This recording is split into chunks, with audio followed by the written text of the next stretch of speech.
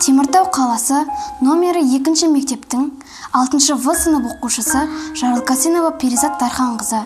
Абай Құнанбаев күз өлеңі. Сор бол түсі суық қаптайды аспан, көз болып тымқыл дыман жерді басқан. Білмеймін тойғаныма тоңғаныма, жылқы ойнап бие қашқан тай жарысқан. Жасыл шөп бәйшешек жоқ бұрынғыдай, жастар күлмес жүгірмес бала шолай. Қайшы шал кемпірдей түсі кетіп, жапырағынан айырылған ағаш қорай. Теміртау қаласы номер 2 мектептің 6 сынып оқушысы Егенбергенова Әсел Ақжолқызы. Абай Құнанбаев күз. Біреу мама сәпсиді салып иін, салбыраңқы тартыпты жыртық киім, енесіне ертіп шуда жібін, жас қатында жыртылған жамай дүйін. Қастырына қатарласып қайтсам бермен, астында ақ шомшы жүр ол бір керуен. Қай ауылды көрсем де жабыр қаулы, күлкі ойын көрінбеді сеуіл сүйрен.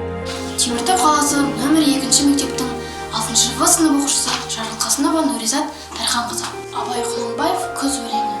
Кемпір шал қожан қағып балап бүрсең, көңілсіз қара суық қырда жүрсең, кемік сүйек сұрпасу тимеген соң, үйде ит жоқ тышқан аулап қайда күрсең, күзеу тозған оты жоқ елдің малы, тұман болар жер соқса шаң тозаңы, от жақпаған үйінің сұры қашып, ыстан қорыққан қазақтың құрсын заңы.